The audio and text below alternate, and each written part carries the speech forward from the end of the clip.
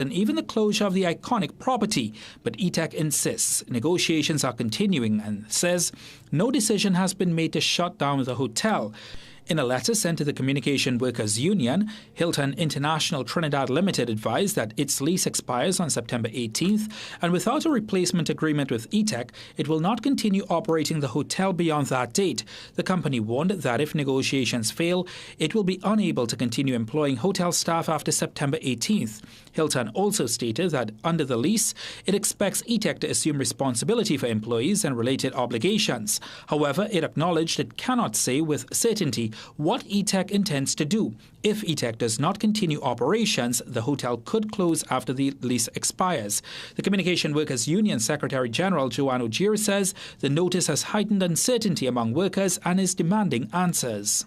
Planning Minister Dr. Kennedy Swartzing says the nearly 6,000 jobs lost in the first 3 months of 2026 must be viewed in context. He was responding to the Central Statistical Office's latest labour force survey, which showed employment fell by almost 6,000 people between the fourth quarter of 2025 and the first quarter of this year. Swartzing says the decline reflects seasonal trends as businesses often end temporary Christmas employment early in the new year. He says a comparison of the first quarters of 2025 and 2026 shows employment actually increased by about 5,000 people, while the labour force grew by more than 8,000. The minister says the labour market must be assessed using all the data, not a single statistic.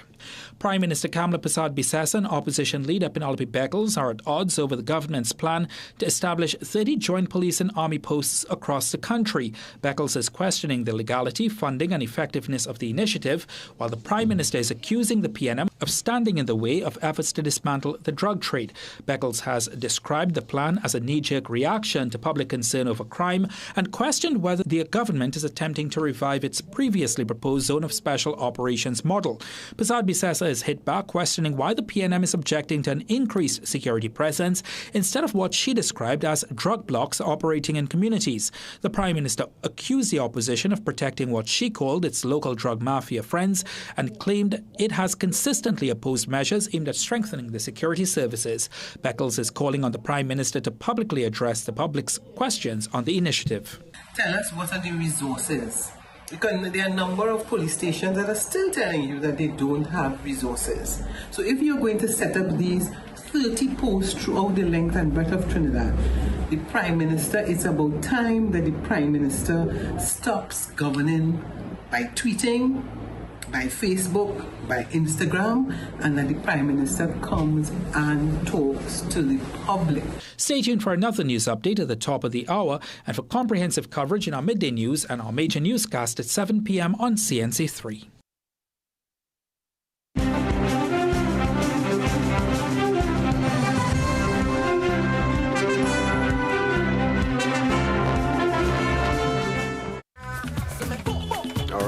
Good morning, Trinidad and Tobago, as we get this ball rolling today, the 5th of August. That's right, Wednesday the 5th. And as you can see, a lot to discuss this morning. There was a new development concerning the prisoners and the suggestion that they will be coming out of the prison to deal with the cleanup and the cutting of the grass and that kind of stuff. We're going to treat with that this morning. From what I remember as a child, if I'm not mistaken, and I guess some of the senior supporters of the program could always let me know when we open the lines. I remember there was a time where prisoners used to actually come out and do work. I guess that was part of the hard labor judgment. I mean, if you are sentenced to umpteen years with hard labor, well, work must be done, right? So we will treat with that.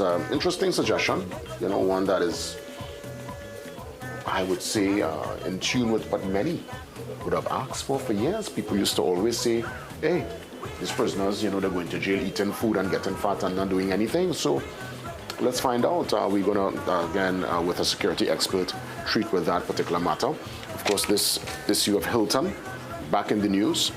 We will get a chance to do that deep dive. And I want to say congratulations when we go to the back page to the Calypso Stickmen. They got silver at the games, just getting edged out in the penalty shootout via Cuba. So Cuba gets the gold, Trinidad and Tobago with the stickman in silver. Listen, sit back, relax. JW signing in.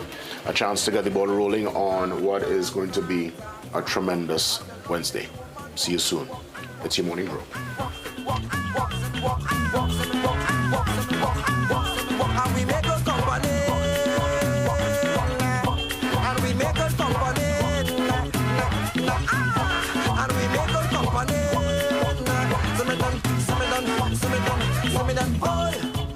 Let the song play, man. Let it play. Good Wednesday morning. Oi.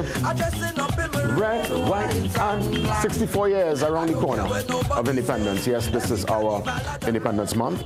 Jamaica, they will celebrate their independence, I believe, tomorrow. They are on the 6th. Remember, both Jamaica and Trinidad and Tobago gained independence back in '62. Jamaica early on in the month of August, and we towards the very end, the last day, obviously, of the month. So it's a beautiful moment for both Jamaica, our brothers and sisters up north, out of many one people, and of course Trinidad and Tobago, where every creed and race finds an equal place. I really hope we remember that, and our leaders keep that front of mind with all the antics and the drama that's happening.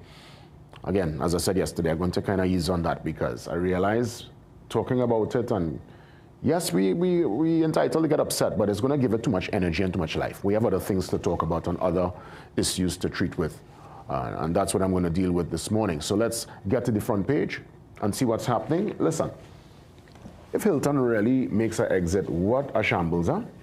Because besides being an iconic brand and that particular location holding so many great memories for many a Trinbagonian, whether it's your wedding was held there, whether it's your graduation ceremony, whether it's a weekend getaway, a birthday, a breakfast. Oh, they have a nice breakfast at Hilton. It's just, to me, a real dent in our room stock. You know, we already have issues when it comes to Carnival, which is obviously the main tourism driver. So many people come to the shows, and from Hyatt to Bricks to Normandy to K-Park to you name it, Marriott, every room is gone, and Hilton used to help buffer in that scenario where, you know, obviously there are way more heads coming in compared to the beds available, and if they're gone, well, what's going to happen? I mean, there's only so much Airbnb and so many guest house could accommodate everyone. And I mean, that's just talking Carnival alone. That's just a one-off for the year. But we're just talking the general options as it relates to, you know, facilities in the city. So Hilton warns of September 18th exit as lease agreement yet to be finalized. However, ETEC says talks remain active, no closure decision made. Again, 300 workers at the Hilton Trinidad and Conference Center are facing an uncertain future after the Hilton International Trinidad Limited warned it could stop operations at the landmark hotel come September 18th. You can read all about it. It's on page 5. Now, the union are demanding answers, and it's, to me, going to be a real shame if that facility, now granted, they would have done some renovations to the pool and stuff, to the rooms. I mean, some parts, certain parts still leave a little bit to be desired, obviously, but it's an iconic space, you know. The upside-down hotel, what they call it, you check in on one level and then you go down to your room, as opposed to other hotels where the lobby is the ground floor and then you move up to your room. So, Hilton, what can I say, you know. Let's stay on top of this story, and as we get new developments, we will share. Via the front page, you're not being deceived by your eyes. That's the Minister of Homeland Security, whackering, as we say, doing the brush cutting there, clearing the way. Homeland Security Minister Roger Alexander and a guy by the name of Ricardo Scott cut overgrown grass at the St. John's Multipurpose Community Facility, St. John's Road, St. Augustine, during his visit to the National Program for Upkeep of Public Spaces yesterday. I know that's a big concern for many. See, that's the minister there, steady hand. I mean, obviously, you know, all this is part of the political optics, huh? But it's a good look same way. I mean, granted, if you can handle it, if you're, I mean, your foot spread out so wide, man, come on. Look at the form of Ricardo, Minister. Your foot, the man spread eagle, you know. Look. Come. You don't have to bend your knees so much, man. Look at pressure, look that. Man walking, ready, man. The man who let it tight. Oh, God, hey. Oi. Hey, when I see the minister, I say, hey, we have cordial interaction. When I see him, I'll give him a little small peacock there, man. Man holding it. Look at them.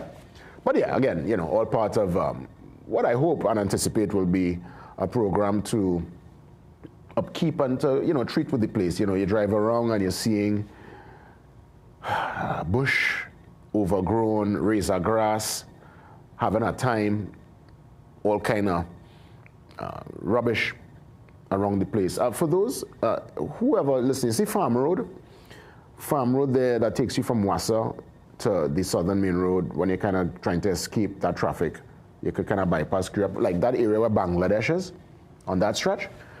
Well, two things I want to just call out this morning. If we could treat with the road itself, because the road needs serious treatment. We say get something and pave. We'll be heading there soon to highlight it. But also there's lots of garbage, mattress, branch, just a lot of rubble on the side of the road. And my heart will be broken if there's any big rain and there's any kind of flooding in the area and that particular rubble goes down into the river. That will be a total shambles. So let's treat with it now. We say proactive as opposed to reactive. But if indeed they're going to start with some kind of cleanup program, I applaud it. I am hands-on.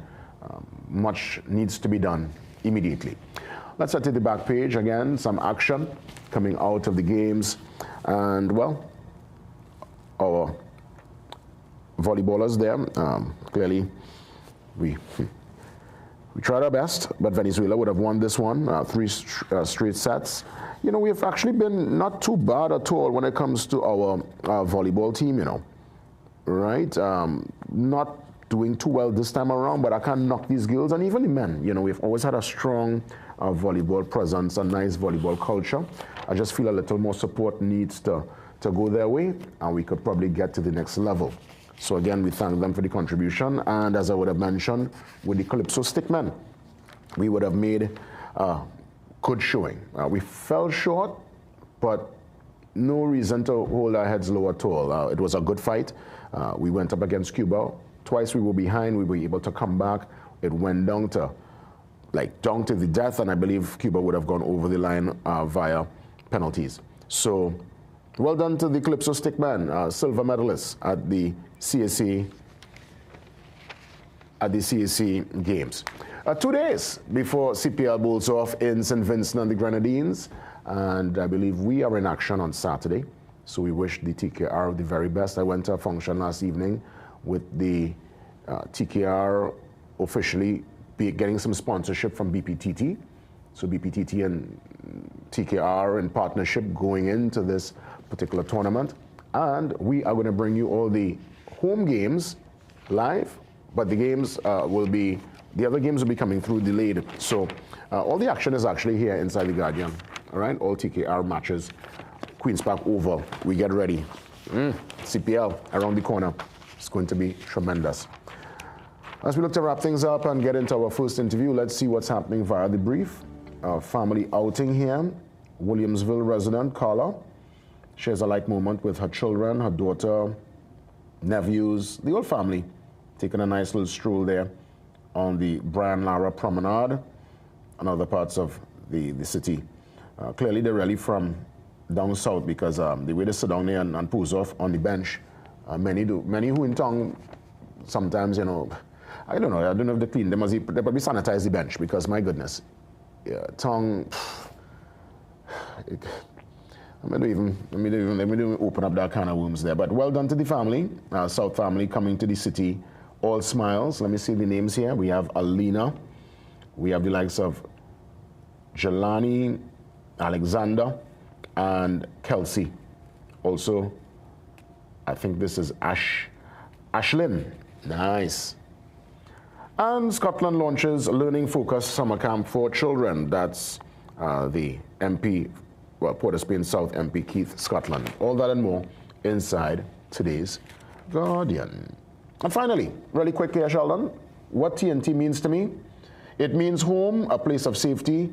When you look at everything happening all over the world, despite whatever we may have here, I consider it home, and he considers Trinidad safe. That is Health Safety Manager Shahid from Penal, speaking on what TNT means to him as we get ready for Independence 2026. Up next, security expert treating with this particular development of prison labor and the Joint Army Police Post. Paul Nahus joins me next.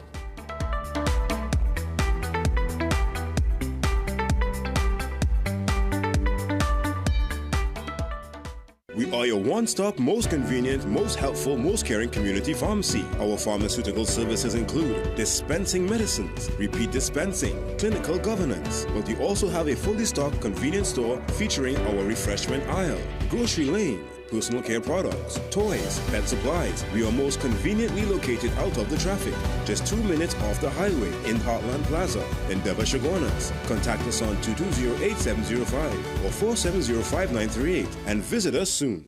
Magical Expressions Limited is the largest local importer and distributor of fresh cut stems, offering the widest range of beautiful flowers at the most affordable prices. Call us today at 701-6488 or visit our website to order. Get a loan at Bremont. The process is simple. Fast and efficient approvals. Receive funds within 24 hours once approved. And no penalty for early repayment. Located at 4 Gallo Street, Woodbrook. Remember, we like to lend. The biggest party in sport is back. Catch every TKR March live and exclusively on CNC3, August 7th through September 20th. You don't want to miss the action. The Republic Bank CPL 2026, only on CNC3. Passion, energy, and cricket live here. Brought to you by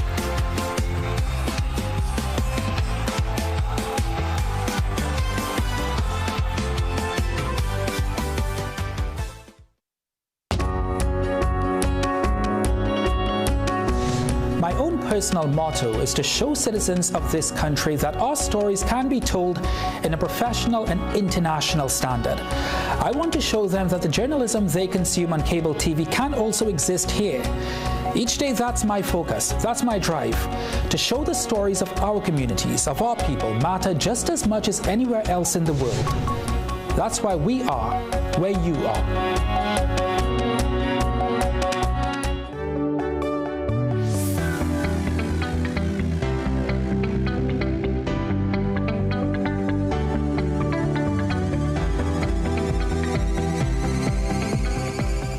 As promised, security expert Paul Nahus joins me on the Zoom line to treat with this developing story.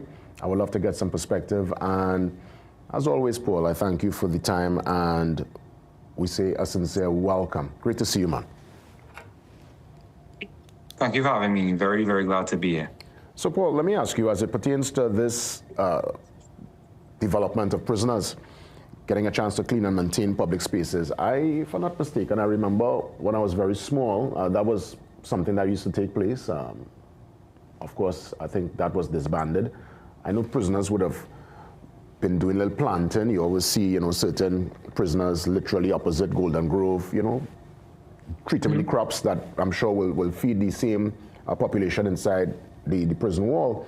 What's your take on, what's your take on this development? Many would have been asking for years to say, hey, prisoners inside sit down, do nothing. I used to hear people say it all the time, why we don't have them come out and clean up the place? What's your take on this particular development? So that's actually a very complex issue, because you're going into corrections, and in Trinidad, we tend to not understand a lot of things and not understand what it takes to do certain things. And that goes for that goes for policing, far less for corrections, which is a lot more obscure to the public.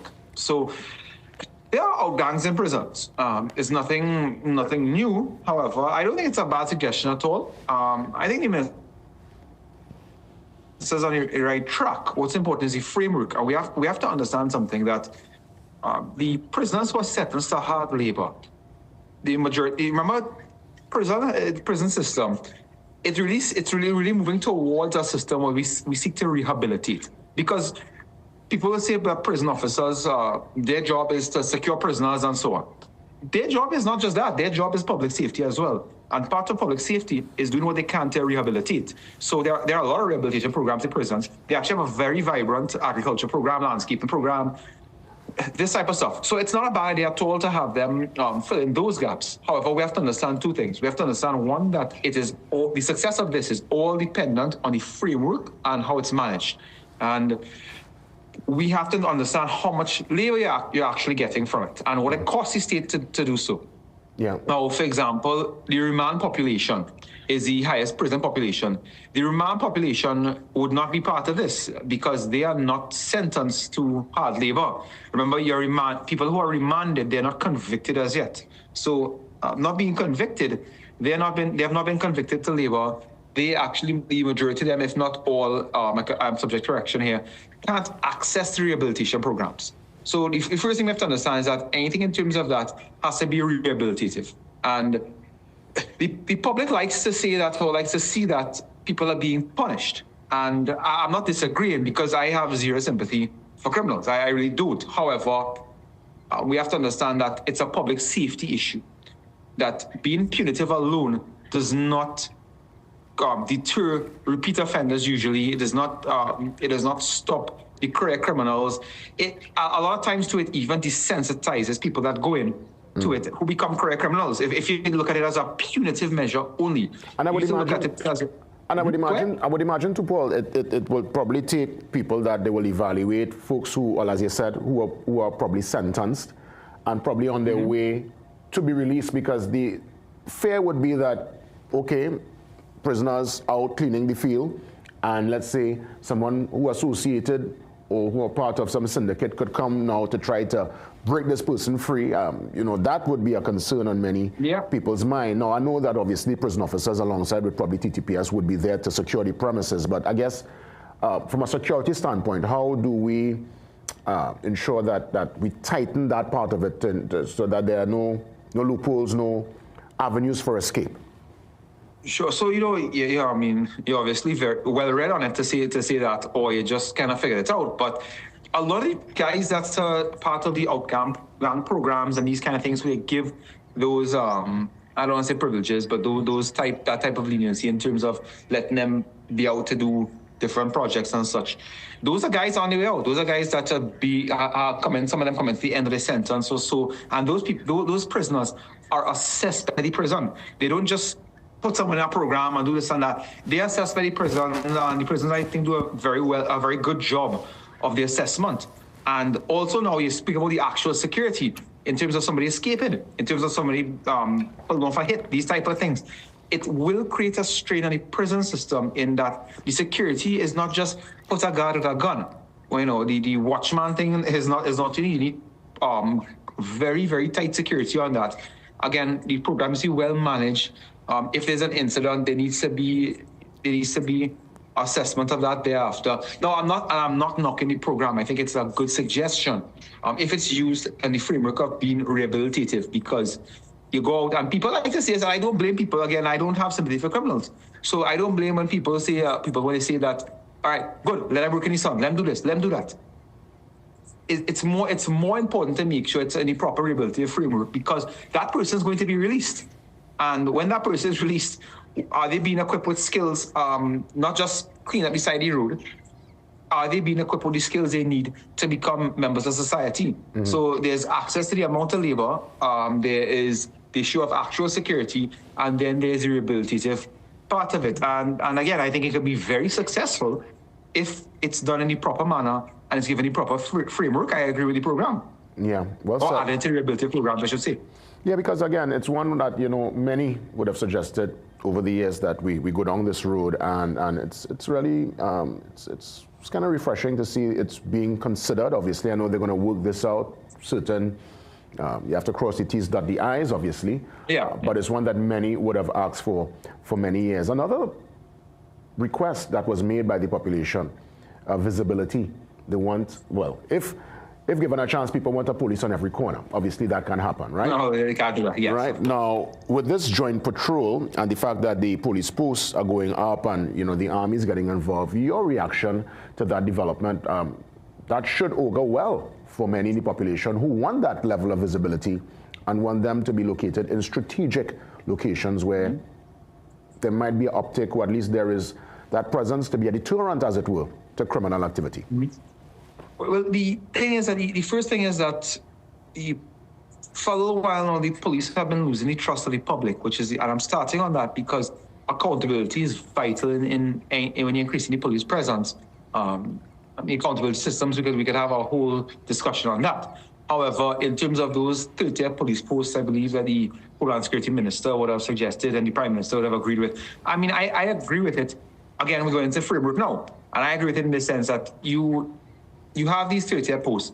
You need to make sure that the police system has a proper system of patrol. You have to make sure that the visibility isn't just have these posts, but you have people going around, as in police officers, doing the proper patrol routes, having proper communication, clear lines of communication, so that when something happens, it can be used as a hub for quick response. I think that is important. And one of the reasons that is important, and it's good to have the army involved. I mean, I am a bit critical of using military and law enforcement. However, at the same time, the issue, if you do a threat assessment, all right, I'll just give you an example, because if I go to the technical stuff, I might lose some people with it. But let's just say, for example, there's a report of some criminals, and a lot of criminals now are moving with automatic rifles and this kind of heavy firepower. Now, we have very dedicated officers who will do their job, and 2 officers might be in a vehicle. They have handguns. You know, somebody's reported to be armed. They may be called in, but they may give chase. They will do that. They're putting themselves in extreme risk, which is not, it's part of the job. However, a lot of times the police are facing heavy firepower. These kind of hubs will allow them to call in once the communication is clear and to get the kind of backup or kind of response that need to cut these criminals off at vital points. So it's a very good suggestion. Once the framework is in proper order, it can be a very effective response hub. It's strategically placed, which I believe they will be. Yeah. Let me ask, you think it's necessary for our officers to be on patrol with these really long machinery? We're talking here automatic guns, like what we're seeing on screen, obviously. I grew up knowing the officer with the handgun, the revolver, but it's evolved in a way. Now we're seeing officers in full tactical wear. Sometimes even when we go to, let's say, a cultural celebration, a party, a private event, a concert, officers moving through. We are traveling men, Paul. I haven't seen that kind of presence when I go overseas. Officers in any massive concert with thousands moving through. Well, officers in England who even move with guns. So is this a response to the moment, to the time, to the culture where we live? What's your take on the actual presence, the officers moving on patrol with heavy weaponry, as it were? Yeah, well, you see, the thing about this is that it's a matter of the type of threat. So you will see officers in London, for example. You see officers in a lot of party states. They'll be with a handgun. They'll move through, and as a matter of fact, sometimes you see a high presence, sometimes you see a low presence, but generally there's a lot more order in some places. Depends on where you go. I don't disagree with the patrols with the heavy weaponry, because at any point, we see broad daylight, nighttime, doesn't matter. There will be shootouts. There will be these guys attacking. They're coming with automatic weapons, including automatic pistols. They're coming with rifles. You know, they're coming with heavy firepower, and the police cannot be outgunned. Now, it's a slippery slope. The slippery slope is that when you deal with law enforcement, that kind of presence comforts a lot of people, but then it intimidates a lot of people as well. And there's an example when you deal with children, matters with children with the police. I know that it is a total no to speak to a child, interview, for lack of a better term, interview or interact with a child in those situations in a police uniform, because it creates a type of barrier. The weapons can be seen psychologically as that. However, the police are moving with them in response simply to the threat. Criminals have access to heavy firepower, and at the end of the day, the police are out there trying to protect not just our lives, but their lives as well. And to be going in terms of private parties and fetes and stuff. When you see some officers are heavily armed, or some of them just appear to be heavily armed, you have usually the guard emergency branch that do that, and they have the riot control. They have their procedures in place based on the threat at hand. What I would like to see, though, is a more threat assessment happening internally in the TTPS also. And I mean the officers that go out, I would like to see more training for them and such, but the officers need to be armed in response to threats. It's really just a response to threat. That is why they would be heavily armed going out. And I do agree with them being armed for our protection and theirs. Yeah, understood.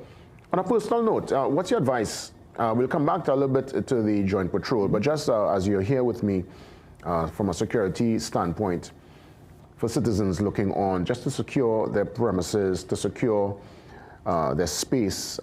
You don't have access to a firearm. You know, we all know the gymnastics to get your FUL. So without that, what's the next alternative to really secure your space and to give yourself that layer of comfort as you go into your home? Just a little advice in that regard.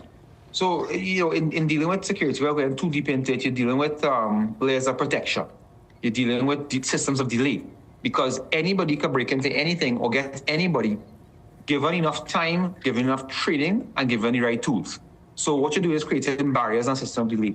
So, you know, simple advice for members of the public. I am still a big fan of alarm systems, of dogs in the yard. Yes, it could be poison. Yes, this could happen. Yes, someone could always get through. Someone could always poke a hole in the system.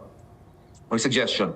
But having systems of delay, having systems that make noise, and having systems that physically will block and delay intruders, I think that's very helpful. So I would tell people, you know, have proper gates installed, have alarm system. If you can have dogs, they're still very viable in security. And so the fencing, again, they'll get over fencing, they'll get through these things, but the more layers you create and systems of delay, the better off you are. And having a good alarm system is important, good panic buttons and so. And some people like to use silent alarms for security companies and such. The more noisemakers you have, the better. The more attention you could draw to something happening, the better. Yeah, indeed. And I know people are using air horns too. And I think generally having a good rapport with your neighbors, it's always a good, you know, looking out for each other like how we used to do it back in the day. Because I know many areas, they have little groups, and if they see something, they say something within the said group. As we to wrap things up, any closing remarks just based on the general climate, the security concerns, not only here at home, but when we look at what's happening based on our location, Trinidad being that particular space where so many illegal firearms come through, and just where we are as it pertains to not only local but regional security. Just a little closing remark and a commentary on the current moment. Sure. So the Prime Minister right now has been criticized a lot for this, but I am in agreement with him taking a certain stance, especially with bringing the U.S. or I shouldn't say bringing the U.S. Sorry, let me correct myself. In partnering with the U.S. in certain ways, because we feel the brunt of the drug trade, of the transatlantic drug trade and the transnational drug trade. We feel that brunt because we have had. When I say transatlantic, it's because persons have come. We have had shipments or alleged shipments coming from the east coming through. We've had from Venezuela. We've had from all Central America, South America. We are a major transshipment point for narcotics, and the U.S. stepping in to help us. I agree with that, and I agree with the Prime Minister, because regionally, we are weak on security regionally. Boats are passing anywhere and everywhere. And, with impunity, a lot of these people are acting with illegal guns, with human trafficking. So regional security, regionally, we are not generally in a good state regionally, but Trinidad has improved. And if you look at it, the street value of a lot of these drugs has shot up through the roof. The illegal guns come in, they will still come in, but it's slowed down. There are factors indicating that we are not in a good place, but we are getting there. We are improving in terms of that, in terms of stemming the flow of stopping the flow of drugs, guns. You can never stop it entirely, but we are in a position where we are improving. But I would say it's going to get a little worse before it gets better, because desperation is going to be brought out on a lot of the criminal entities, and national security or homeland security's response to it, Ministry of Defense response to it, is going to be vital in this fight against crime. Paul Nahus, as always, sincere thanks, and I appreciate the commentary this morning. Let's check in soon. Appreciate being here always, man. Keep in touch. Yeah, for sure. Paul Nahus, security expert, just giving us in real time some perspective on the current climate, some of the developments. He's on board with this rehabilitation, mechanism to bring prisoners out of the system, to clean up the space. Yes, it will be done with checks and balances and due diligence. And also on board with the joint security patrols. People, yes, they've been asking for visibility. I would have said it yesterday that clearly, someone would have listened. Let's see how it rolls out, and let's see if there's any improvement. Let's give it a chance and see how things pan out with this joint patrol, TTPS and police, with the police post in about 30 locations. I guess 24 named so far, but 6 more to come. So we will stay on top of that development right here on the Brew. Up next, Tobago Talk, Someone Tobago Talk. We listen. I'm going to touch base with the first vice president of the Tobago Hotel and Tourism Association, Renee Sipasad Singh. She's up next.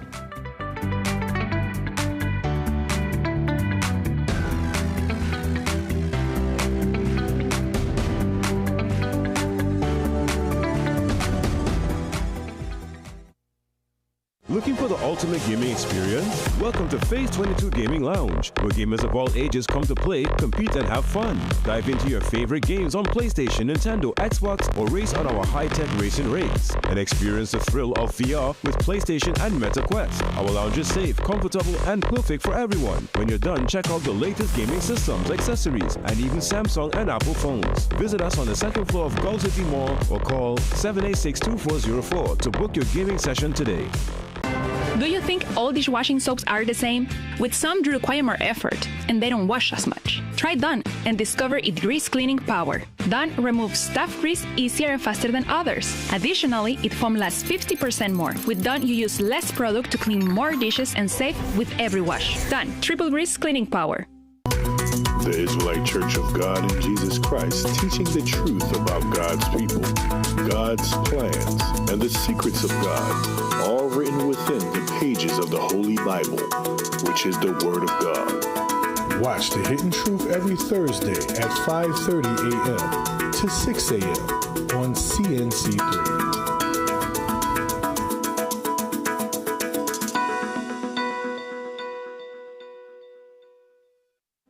The drama, the suspense, the stories you can't stop watching. I came to demand you leave my family and Alejandro alone. Have you realized that Alejandro is going to use you until he's sick and tired of you?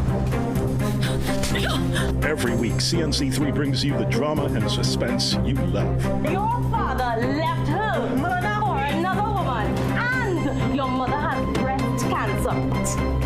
Mother, you promised you wouldn't say anything. You promised. Uteran, Monday to Friday, 6 p.m. Westwood Park, Saturdays, 7:30 p.m. Cabo, Sundays, 8 p.m.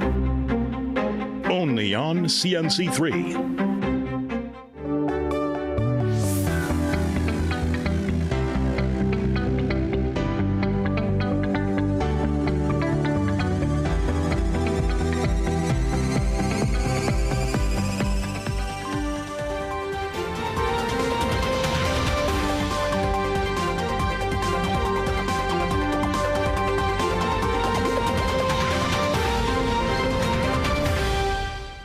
Listen every Wednesday, Tobago Talks.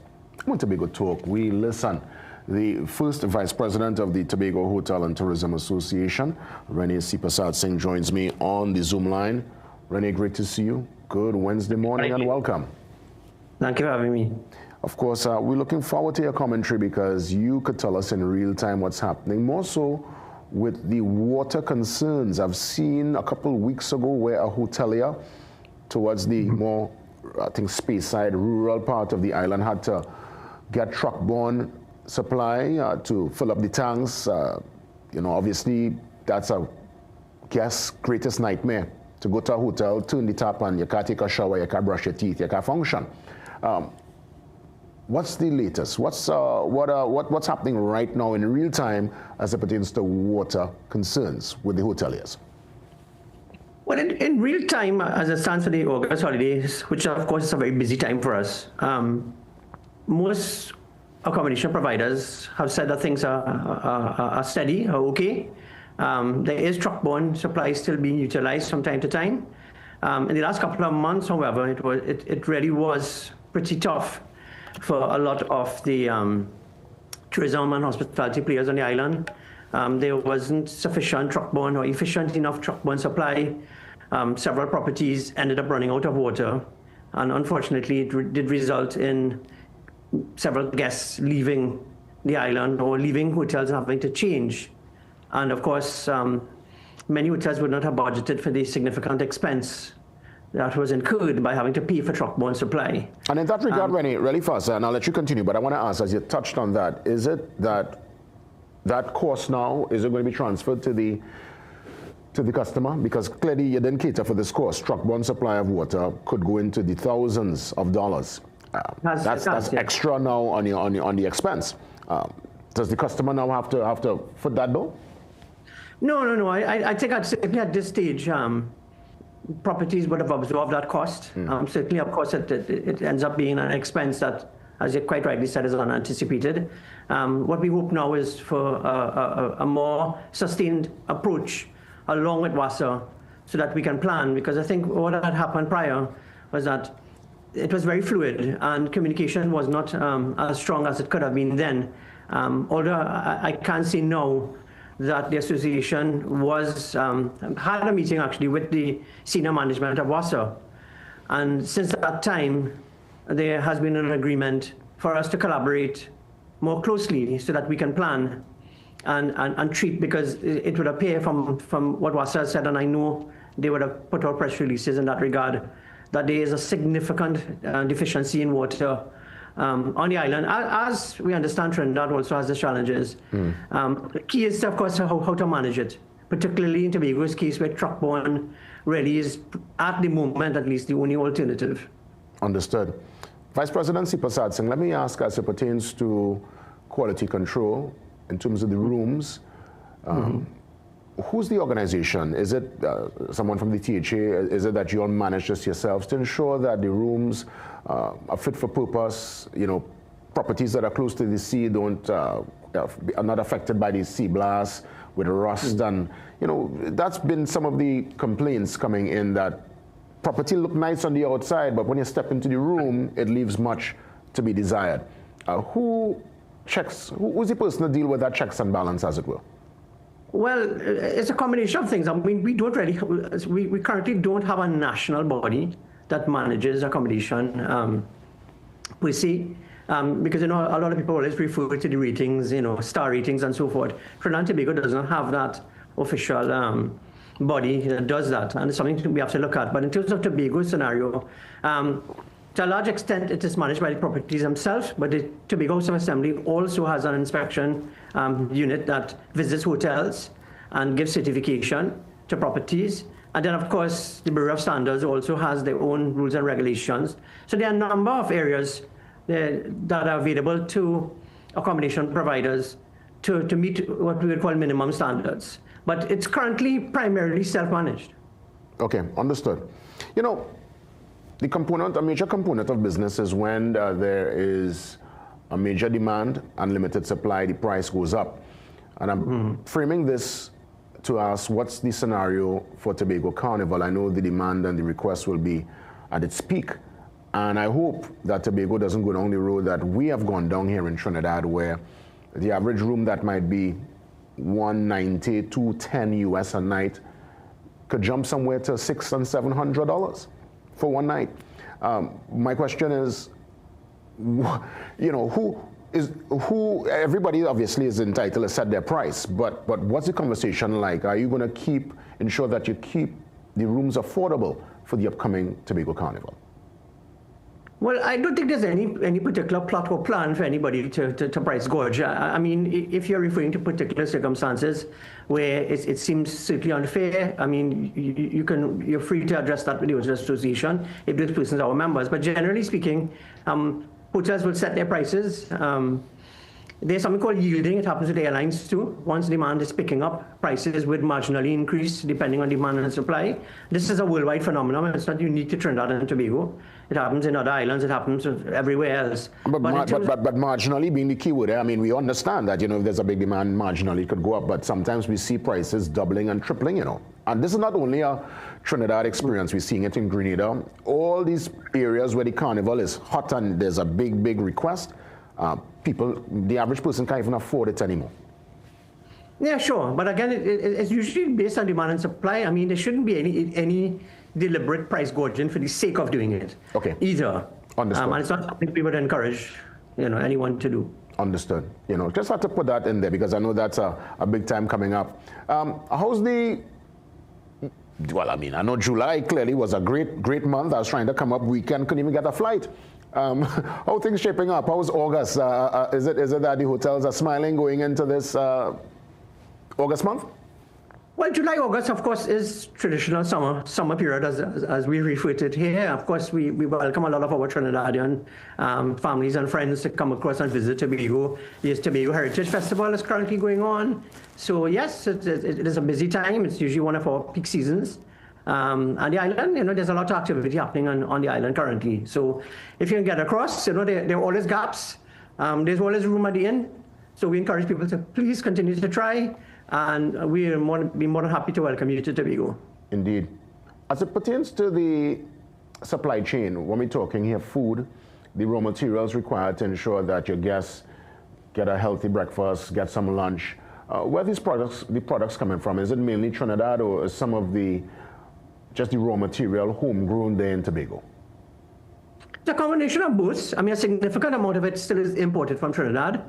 There's been a move to encourage local farmers to supply hotels. Even the Hotel Association itself has been working with some of the farmers to do that. But the level of production in Tobago, in terms of food and so forth, is still not significant enough to supply even the citizens or residents of Tobago, much less the hotels and restaurants. So the vast majority is shipped in primarily from Trinidad.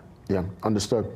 Now, with the opening of the A&R Robinson International, I know it's clearly around the corner. We're seeing work happening and we anticipate the doors will be open up. I know the mandate is to bring millions through the space so that they could enjoy the beauty and splendor and magic that is Tobago. What kind of work is happening alongside THA to ensure that you'll go to these different expos to bring awareness to not only Tobago, but indeed the hotels on the island? Well, there's certain events and expos that happen annually, which THA, through the Division of Tourism, and stakeholders will participate in. There certainly needs to be a greater focus and collaboration, and particularly with the private sector. Of course, the world has changed. Marketing has changed. It's not just about roadshows anymore. The advent of social media and so forth has become, and electronic advertising has become a major part of promotion. And there's always room, and there is a continued need for us to collaborate a lot more in destination marketing. Because the truth is, some of our competitor islands are doing a significant job of actually promoting their destinations, even within the Trinidad market. And that is something that we have to step up our game with the agency in Tobago, TTAL, and the Tobago House of Assembly to collaborate more, particularly, as you mentioned, with the opening, which we anticipate should be hopefully in a couple of weeks ahead of the new A&R Robinson Airport. Yeah, because I mean, it's going to be a world-class facility from the outside looking in. I haven't seen inside, but it looks tremendous, and I really anticipate that it would bring more passengers to the island. Now, we know obviously the Trinidad market, a very important market, as you rightfully said, July, August, really amazing. The carnival in October, it's already almost sold out. Right. For those looking on this morning, trying to book and still put themselves in a gear to enjoy Tobago, especially those who have not probably been to the island. That's the funny thing, yeah? a lot of Trinidadians have stepped foot in Tobago yet, that blows my mind, but that's a whole different conversation for a different day.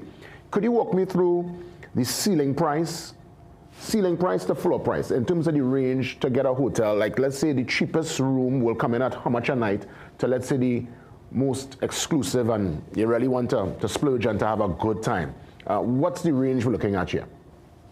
Well, it's difficult to give you a range because the truth is accommodation comes in many different forms. You know, you have a bed and breakfast, you have host homes, you have resorts, you have traditional hotels, you have villas, and each one of them will have a different price range. So for me to really give you, it'd be a little bit unfair for me to give you a band. But just an average based on your experience, what you have seen as the lowest price point, and then probably the highest price point coming in. Again, and I can only speak for properties that would likely be registered or members of the Hotel Association, which is something that we also want to caution visitors about, that we have been alerted to a couple instances where persons have been booking accommodation, villas and so forth, but persons who are allegedly the sales agents, particularly online, and there have been losses of money because those people are not legitimate. So we want to caution. Scammers, yeah. It has become a thing. It's a regional problem, but it has come into Tobago as well.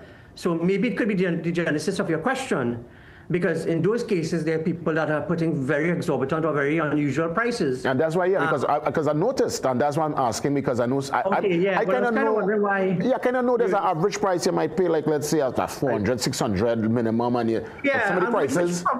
Which is correct, which is around the ballpark. On the lower end of it, it could be as much as, 2,500, 2,600, for example, a villa per night, but remember, you have to put that in context. You're talking about 3 or 4 bedrooms, 8 to 10 persons. So everything is relative also to what the accommodation provider is providing. And also you have to consider what is included. In some cases, it may be bed and breakfast. In some cases, it may not be. So you may be starting somewhere around 600 plus. But I'll use the opportunity to caution visitors, even from Trinidad, to verify the accommodation that you are staying at.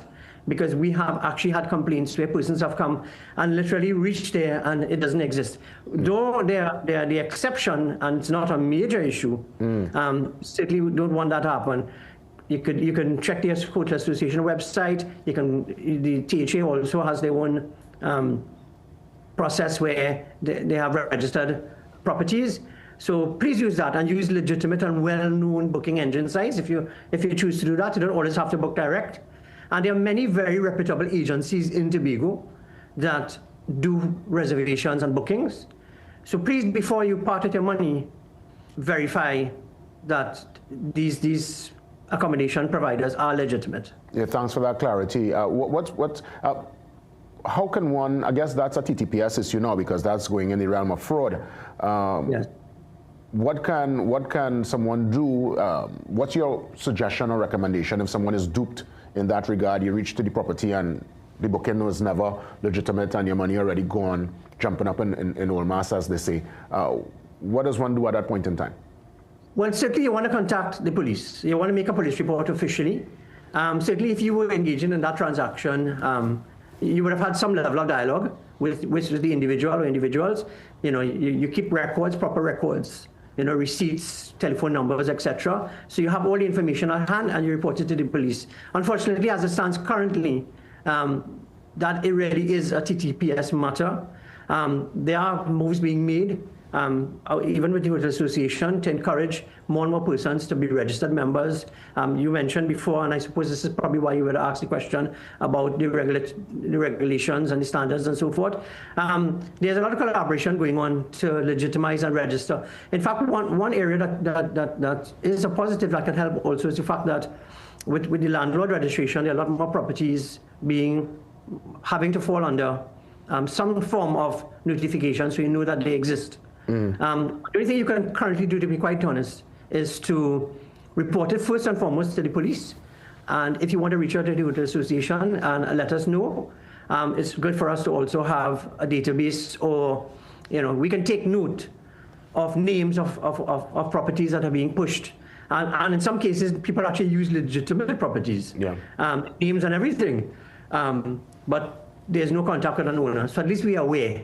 The awareness would help us stamp out some of the fraudsters. In the seconds that remain, first Vice President Sipasad, I'll give you a chance to, just speak directly to your members and also to those who are putting their plans in place to come across to Sweet Tobago in this month of August or beyond. Well, we simply want to encourage the citizenry to consider Tobago as an option. We know travel is expensive elsewhere. Tobago has a lot of offering. Food and beverage options, accommodation, the weather is beautiful. Now it's, heritage. So there's a lot of activity, a lot of water sports, and we don't want, we do know that sometimes there's a challenge with the LF, something that we continue to work on, but you do also have the sea bridge. There are ways to find yourself across the Tobago. And remember, it doesn't always have to be July, August. There are weekends in September, there are weekends in October, November, throughout the year. And a lot of the hotels, large and small, offer a lot of deals to encourage visitors to come to Tobago. So we would like to encourage you to continue. Give us your feedback, of course, but Tobago is open and ready for business. Rennie, sincere thanks. Great to see you again. All the best. Thank you. You're most welcome, Rennie Sipasad Singh, first Vice President of the Tobago Hotel and Tourism Association. Up next, your 7 a.m. news update, much more after 7.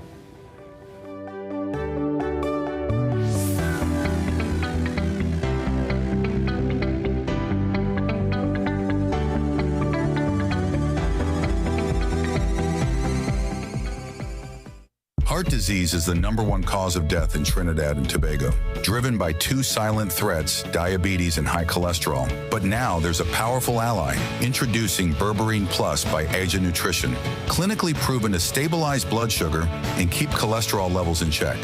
With 99.9% pure extract, you get superior absorption and real results. Available now at Pennywise and leading pharmacies nationwide. Berberine Plus, your heart deserves better. Textbooks, screens, late nights. Your eyes work hard through every class, exam, project, and deadline. Ferrara Optical has eyewear specifically designed to reduce eye strain so nothing holds your learning back. For a limited time, youth get a free frame with lenses from just $495. Scholars get frame and lenses starting at only $750. And lifelong learners save up to 30% off your purchase of advanced lenses like Eisen and Transitions. Less strain, more focus. Your vision without limits. Visit Ferrara Optical in store today. This promotion is NLCB approved. Period nights don't have to look like this. Move less, wake up to change. So change for a real night's sleep with Always Overnight. Its 3 times protection system absorbs, locks the fluid, and keeps it away from your skin. For protected nights without leaks. Always. You can make your goals unfold, go get it. You can live your dream, join the team, let's do this. You can get the help you need to succeed with Rand Credit Union. You can believe that you can achieve it. Big goals, small ones too. Rand Credit Union, we've got you. No more waiting, that won't do. Make someday today. One life, so make it good. Live the way you know you should. With Rand Credit Union, yes you could. Make someday today. Live your best life today with Rand Credit Union. Need to open a bank account? There's no time to make the drive to stand in line. Get ready. Opening an account with Republic On Board is easy from anywhere at any time, even while waiting for a food order. So you don't have to skip lunch. Republic On Board. Fast, easy, secure. Visit www.republiconboard.com to open your account today. Attention all listeners, are you ready for the ultimate news experience? Introducing the Trinidad and Tobago Guardian, the nation's first and most subscribed newspaper. We deliver where others can't. With the widest delivery network in TNT, you can have the Guardian delivered right to your doorstep or office every single day. Take advantage of our special annual subscription offer so you can stay on top of the leading stories even when you're on the go. Sign up today. Time is running out. Inquire about our 3-month and 6-month packages as well. Some of us like to test limits, but there won't always be second chances. Obey the speed limits. Maybe you don't value your life, but others value theirs.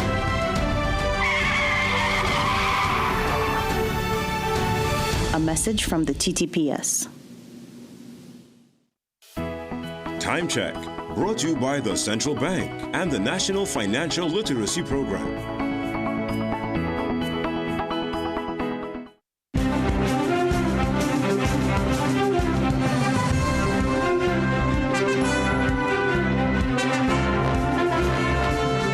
Good morning, I'm Ryan Beachy with headline news on CNC3 and the TBC Radio Network.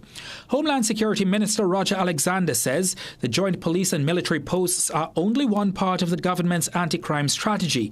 Alexander notes that the posts will be placed in strategic locations to increase the visibility of law enforcement, strengthen public safety, and allow officers to respond more quickly when incidents occur. The minister dismissed suggestions that the additional posts contradict recent reports of falling crime, saying the goal is to build on recent gains rather than ease enforcement. We are going to reintroduce where persons who have been charged and convicted by a court and is sentenced to hard labor, we are going to reintroduce those persons to come back out in the streets and help with the cleanup process. Convicted prisoners sentenced to hard labor could soon be back on Trinidad and Tobago's streets, cleaning drains, cutting grass and helping maintain public spaces. That's according to Homeland Security Minister Roger Alexander, who says the government plans to revive the program as it rolls out a replacement for CPEP. Alexander made the announcement during a community cleanup exercise in Tunapuna yesterday, carried out by workers attached to the National Program for the Upkeep of Public Spaces. There, the minister said inmates serving hard labor sentences will once again be assigned to public cleanup duties, arguing that the current prison system no longer reflects the true meaning of hard labor. He said the initiative would not only improve communities, but also restore a level of discipline and accountability to the punishment imposed by the courts. We are going to reintroduce where persons who have been charged and convicted by a court and is sentenced to hard labor, we are going to reintroduce those persons to come back out in the streets and help with the cleanup process. You know what is hard labor in the jail right now? A man smoking, a man is on his phone, internet, and all these things. That's not hard labor. After hundreds of applicants descended on Marabella on Monday, causing long lines and traffic gridlock, the police service adjusted its approach for the second phase of its recruitment process. At the Atto Bolden Stadium in Couva yesterday, the exercise was more organised, with applicants arriving according to assigned time slots and moving through verification without the congestion seen the previous day. The improved flow came as the TTPS continues screening thousands of people hoping to join the service after receiving 9,100 applications through the Employed TT program. Officials say more than 3,000 south-based applicants were processed yesterday, while more than 1,500 central applicants were scheduled for verification as well. Many of those applying are not just first-time job seekers, but people looking for stability, career growth, and an opportunity to serve. Most persons, when we ask them, persons want to serve their country, Trinidad and Tobago. It is a very attractive means of employment. It's stable. We know within recent time, we had, the pandemic, COVID, and this is more of a secure way for persons to earn a living, and it's a very good career. Stay tuned for another news update at the top of the hour and for comprehensive coverage in our midday news and our major newscasts at 7 p.m. on CNC3.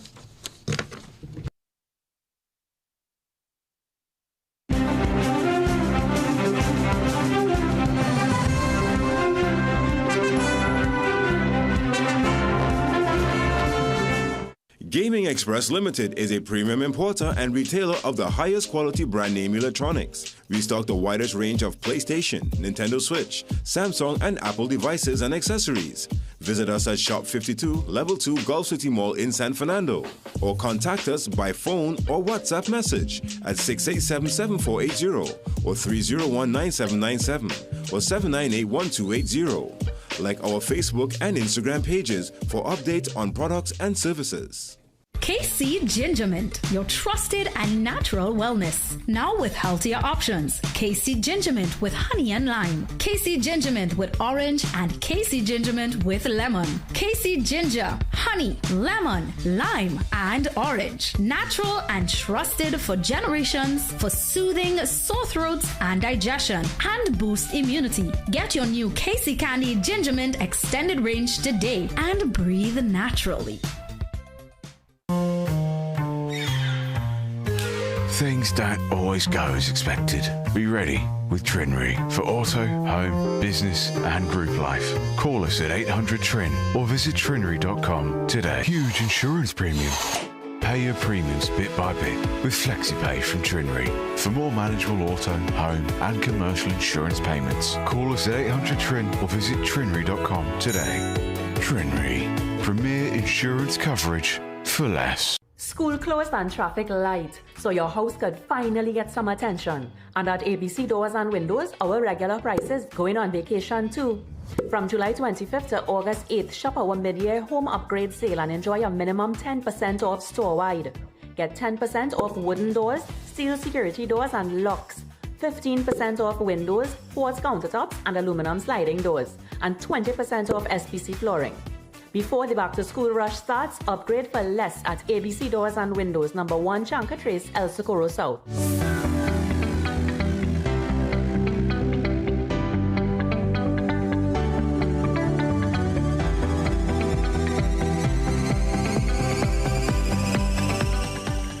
Welcome back on this Wednesday morning. We open the lines for the open forum. I sit back, I listen. We have conversations too, all that's part of it. We want to start things off in the Southland with Brother Faizo. Faizo, good morning, my brother. Brother Jason, good morning. Welcome. Thanks. I'm looking at and listening to the conversation with the double-clad, the UTT, with the inclusion of the Indo-Trinidadian participating, yes? Yeah. And so I am thinking, if I'm not mistaken, Dr. Selwyn Kojo is on the board. Is that correct? I can't confirm, but I could find out. Yes, I think so. I think he's also on the board of Caribbean Airlines. If that being the case, then I know he has been a activist for the promotion of African and Africanism in Trinidad and Tobago over the time, yes? Yeah. And so I am certain they would have had discussions before that activity took place, and it would probably have had his blessing.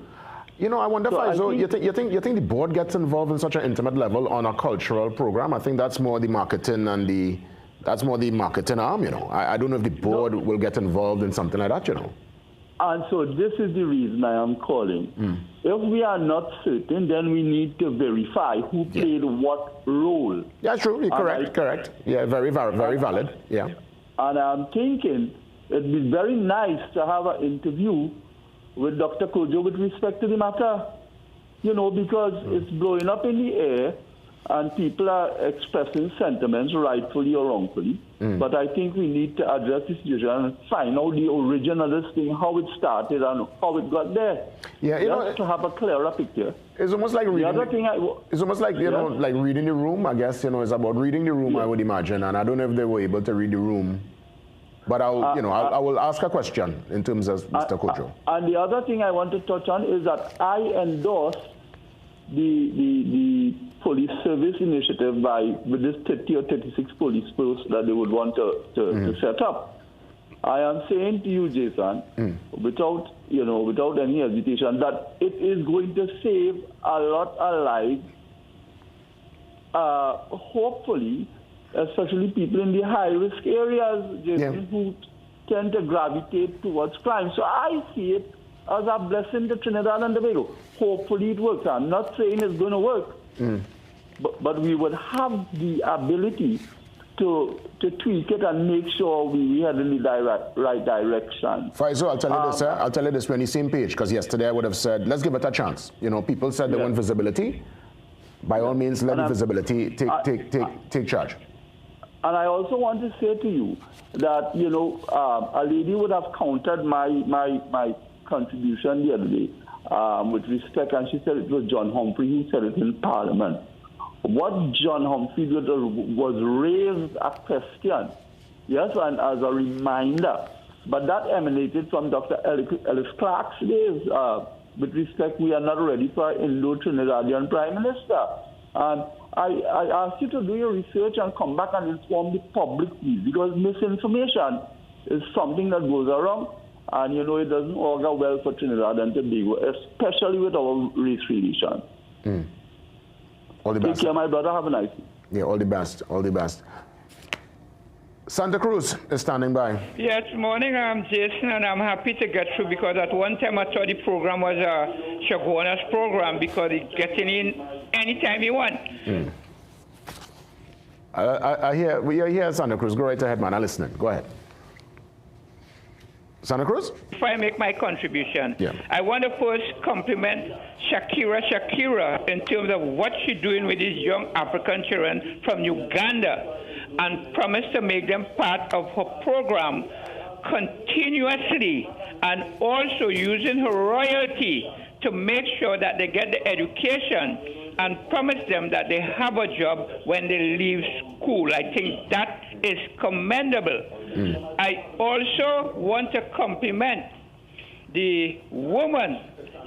I want to compliment the woman on Emancipation Day who said to the minister that you promise us food tomorrow, but we need food today, and we will remember. I think those are powerful words, and I think there is nothing in that represents any color, creed, or race. It's a woman who recognizes that they are hungry and starving because the government policies is not working in favor of them. But I want to compliment on something that Shaguana said yesterday. And he said that Muhammad Ali, look at a video, and Muhammad Ali say that the African man gets his name from slaves. So in essence, then what he's saying, when Kamala Persad-Bissessar made her statement, there is nothing wrong with the statement. But one needs to deal with things in context. And Jason, if that is what he's saying, then you cannot hold Star Sabga accountable when she said coolie woman, because Kamala Persad-Bissessar is confidently stating that this little coolie woman has become prime minister, and Star Sabga repeated what she said. So there was nothing wrong in that Santa Cruz, absolutely nothing. Santa Cruz, let's take a pause there because I really can't agree with you there, no, Santa Cruz. I mean, you know, we have to hold ourselves up, hold ourselves accountable, and we can't try to find ways just kind of because them do it and them say, and no. I mean, we have to burn that down, Santa Cruz, and we have to move up with that way of thinking. So I want to, you know, I mean, normally Santa Cruz, we will have a little rapport and stuff, but you know, me, I always step in. And, you know, it's a word too, Santa Cruz, that since I'm small, we don't use that language in my house. You know, that's something I do use with my son. You're small, you know it's derogatory, and you stay away from it. And as I said yesterday, to actually have the PM using that kind of language that I can't repeat, I won't repeat it. You said it. It's not a curse word, it's just derogatory. It's something that you just kind of stay away from. And I think we should stay away from it, including our Prime Minister. Let's don't fan that particular flame. It's not the time and place. You know, and I really feel, honestly, Santa Cruz, people who think like that and that generation, you're kind of fading away, you know. See the younger generation here, they're not on that, you know. I can tell you that. Who's out there? Good morning. Hey, JW. Hey, St. James. Good morning. Morning, bro. How things going? Good to, well, firstly, things going good. I'm here, alive, full of breath and life. And we didn't talk for a minute. I thought you outside, partner. I say you're going away for vacation? Nah, avid. Once again, avid viewer of the show. I was watching every night, as I say, the rerun. And I tune in this morning here too, sometimes in the morning, but I just don't get so cold all the time, but definitely watch, you know, first and foremost, to you and the team, you know, the great work, we appreciate. Yeah. And a very brief contribution from me. One of the more positive developments I saw recently on the news was that they develop or they implement some solar poles, some solar posts in Eddie High grounds. You heard of that? Yeah, for the lights. Yeah. Yeah, I mean, it's a conversation they've been having for quite a while. I know there's a solar park down Central, and they're going to put solar also by the airport to generate. So I think it's. I mean, we have no shortage of the sunlight, right? I mean, it's not hot, so why not? Why not? Absolutely. And you just remind me the conversation you had on this platform. I think with Peter Christopher last week, Thursday, was that the solar farm they developed in Brechin Castle is some issues between them and TNTech in terms of being able to utilize the solar collected. I think, honestly, for the betterment of the country, that's something they need to resolve as soon as possible. Because even this morning, I was thinking to myself, that almost come like you start a business, you build a building, and then now you're looking to do like analysis to see who your target market might be and design. It's kind of a little backwards, but hopefully it resolves, because, you know, the implementation of solar energy could lead to so much, well, it could lead to cost savings as more professional persons could give you the exact facts. But obviously the cleanliness of the environment, the reduction of the carbon footprint, that's a super big conversation. But for the Eddie Hart Towers, I hope they develop that around the Queen's Park, Savannah, even, you know, Chancellor Hill, other places people like to frequent in the nighttime and enjoy that night atmosphere that might be a little dimly lit. And they could even have Wi-Fi in the future, but also like more short-term cameras on these towers now. What's that, St. James? They say just security, they say you can't have police on every corner, but if you have these solar towers with cameras on it, that could help in some way, shape, or form. But that's what they do it in China in these places. They have cameras everywhere, and there is a command center seeing every angle of the city, and these places have millions and billions, right? So, yeah, good suggestion. Yeah. St. James, thanks, man. I'm going to take the next one now. All the best. St. James, we didn't touch base for a while. Final call, we at Pleasantville. Good morning, Pleasantville. Good morning, Jason.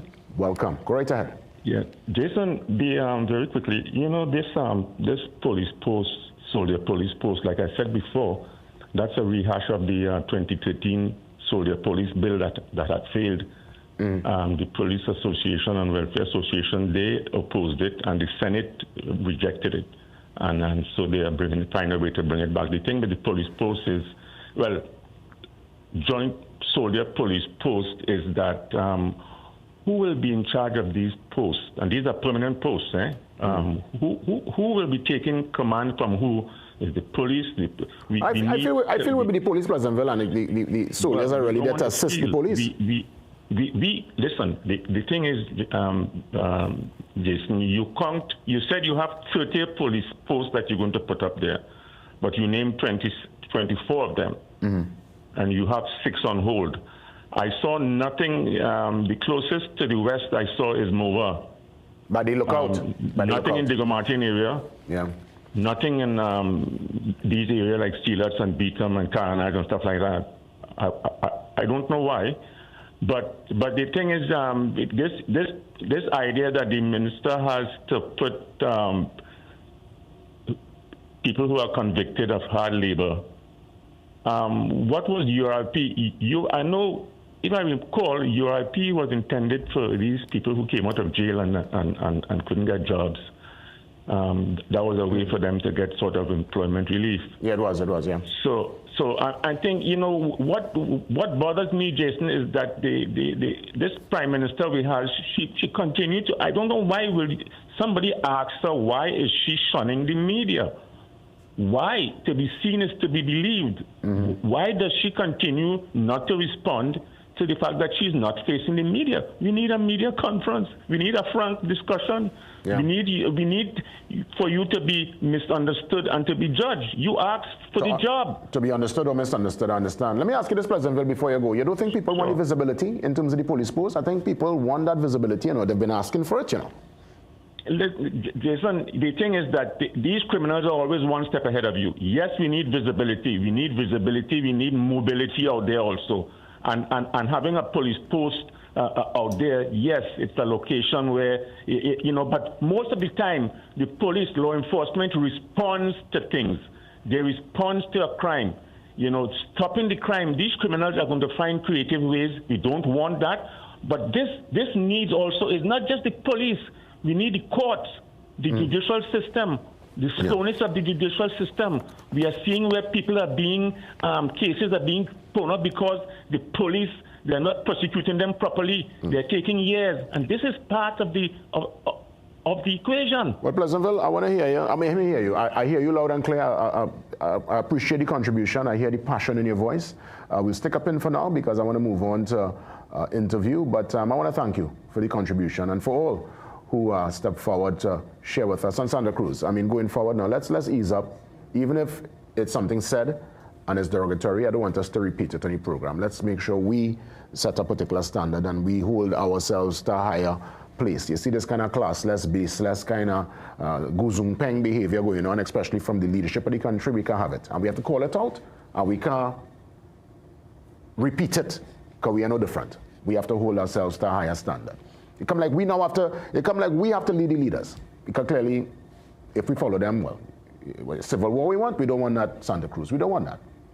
All right, so let's get ready. It's the commemoration, a really important coming together, the 10th anniversary of the passing of the chief. We're talking here, Makandal Daga, and it's going to be a great musical coming together this Saturday at UE. Full details after the break.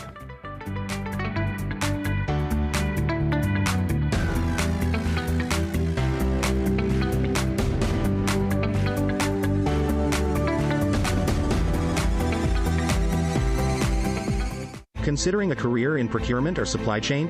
Start the Chartered Institute of Procurement and Supply, CIPS, program at CTS College. CIPS is internationally recognized as the leading professional accreditation for procurement and supply chain professionals. It covers industry-related topics like strategic sourcing, contract management, and ethical practices. With 1 day of class per week and 6 intake periods, students can get certified in as little as 6 months. Contact CTS College today and ask about our flexible payment options and how you can get up to $2,700 off. School closed and traffic light, so your house could finally get some attention. And at ABC Doors and Windows, our regular prices going on vacation too. From July 25th to August 8th, shop our mid-year home upgrade sale and enjoy a minimum 10% off store-wide.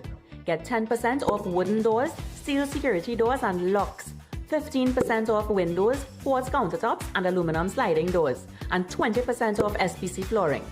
Before the back-to-school rush starts, upgrade for less at ABC Doors and Windows, number 1 Chanka Trace, El Socorro South. As parents and teachers, we came together to establish the National Council of Parent-Teacher Association because we firmly believe that there is greater strength in unity. Today, our schools face real challenges: bullying, violence, and fear. No parent should send a child to school and wonder if they will be safe. No teacher should walk into a classroom afraid of losing control. That's why we welcome the Trinidad and Tobago Police Service into our schools. They bring expertise, they bring skill, and most importantly, they bring the reassurance that learning can happen in peace. We believe in unity. Now we are stronger. We are on board with the police. The School-Oriented Policing Initiative. Securing our schools, securing our future. Some of us like to test limits, but there won't always be second chances. Obey the speed limits. Maybe you don't value your life, but others value theirs.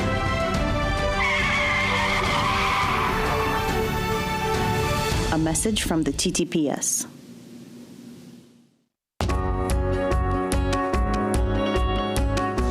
Sportsmanship is when an athlete walks off the court and you can't tell if he won or lost because he carries himself with pride either way.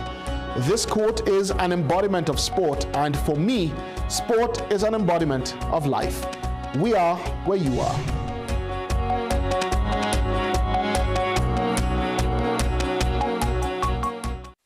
A Attention all listeners, are you ready for the ultimate news experience? Introducing the Trinidad and Tobago Guardian, the nation's first and most subscribed newspaper. We deliver where others can't. With the widest delivery network in TNT, you can have the Guardian delivered right to your doorstep or office every single day. Take advantage of our special annual subscription offer so you can stay on top of the leading stories even when you're on the go. Sign up today. Time is running out. Inquire about our 3-month and 6-month packages as well.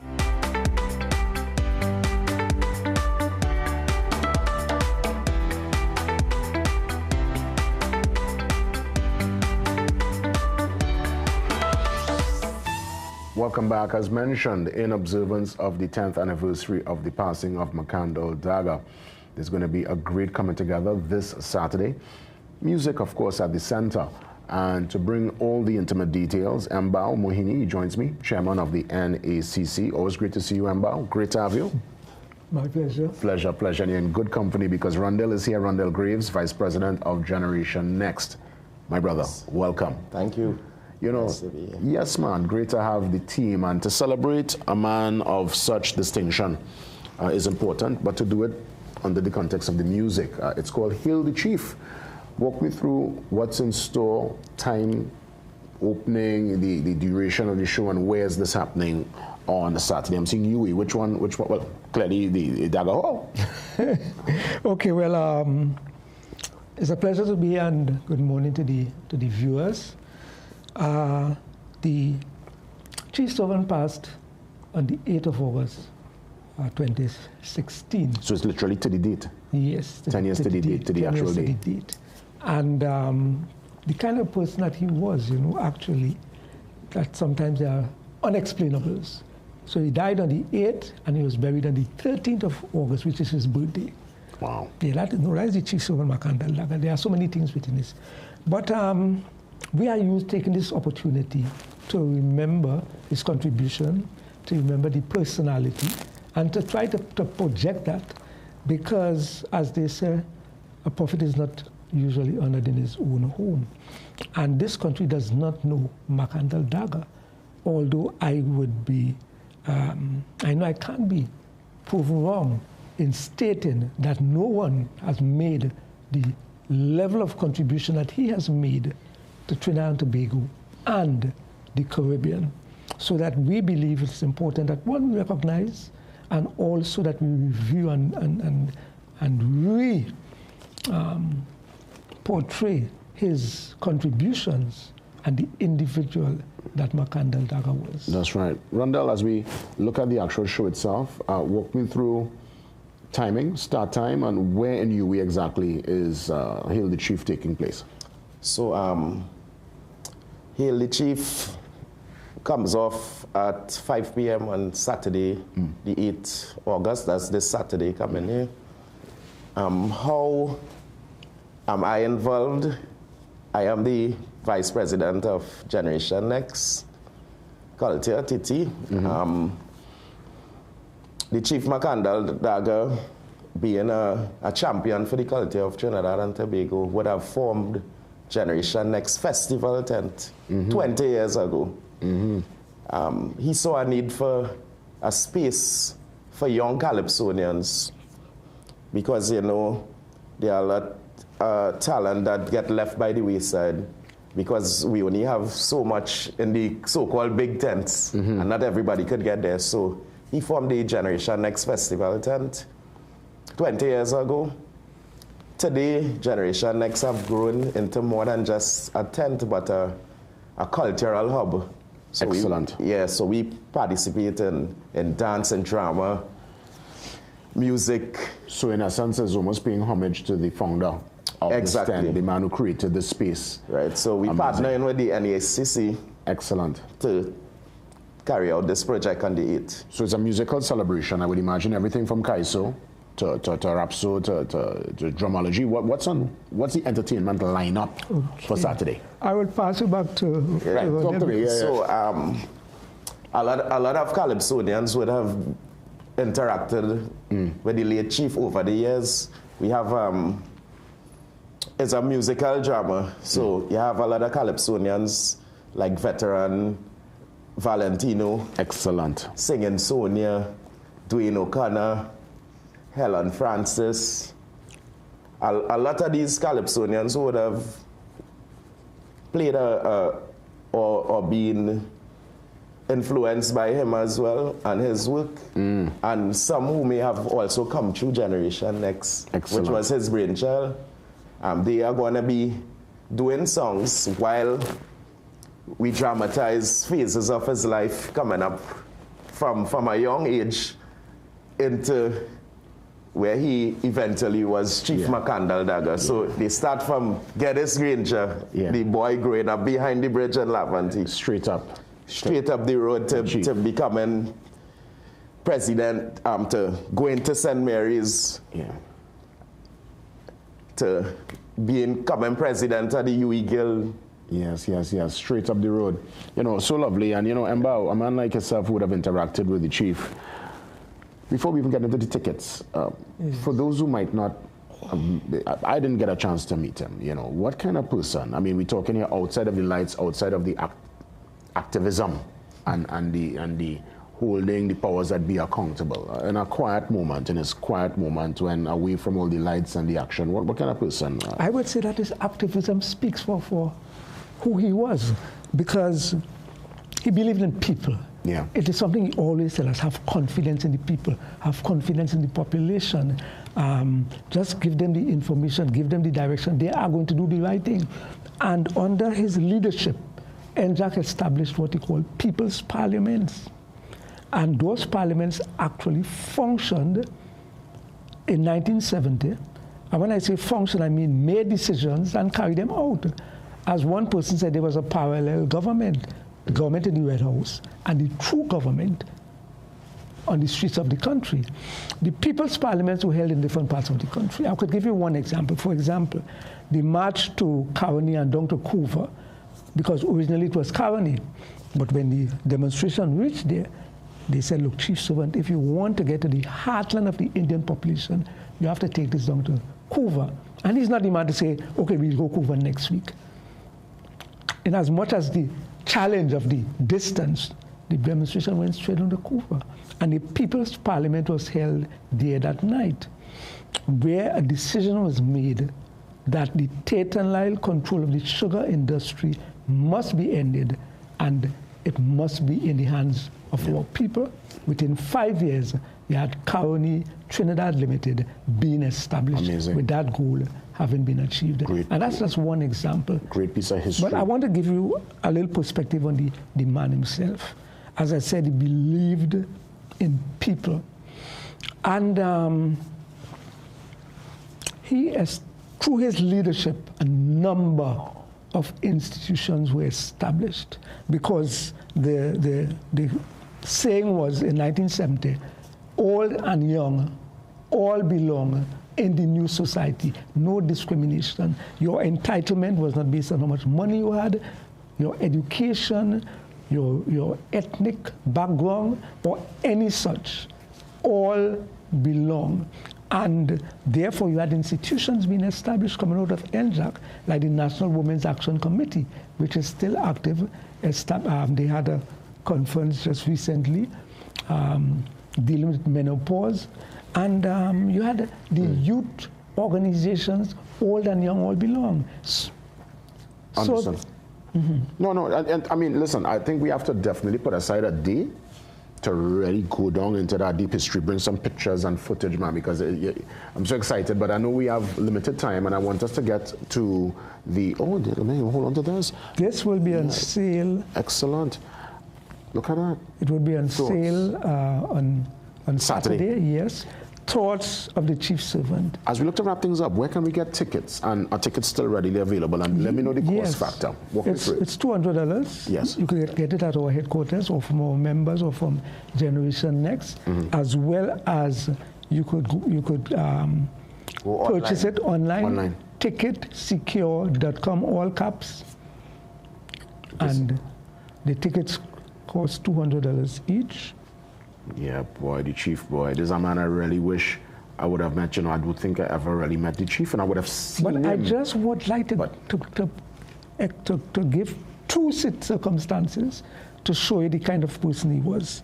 There was an international meeting in Guyana, right, 1973, and everyone had 1 hour to speak. The mistake that was made, they put on the chief servant first, right? After his first hour, they asked him, they say, now they must say more. Second hour, they must have him. Third hour, he spoke for 4 3/4 hours, and they were still asking him to speak for another hour, at which point he said he thought he had said enough. Wow. CLR James was there. CLR James got up and he made his statement. In his 50 years in politics and academia, that was his greatest moment. Amazing. Listening to Makandal Daga. And I want to thank you as always, man. You know, hail the chief. And this picture, it's on page 40 where Makandal is standing and thousands are around him, you know, addressing the masses. This was, of course, before my time. I grew up hearing about the 1970s and that movement and the kind of changes that came out of that collective stance. I want to say many thanks, Mbao. Rondell, all the best. It's going to be a great success. Let's put the information up again. It's happening this Saturday at the Daga Auditorium at UWI. Hail the Chief, a musical tribute as we celebrate the life that was and continues to inspire. Up next, much more as we work our way to 8 o'clock. Cass the Illusionist stepping in.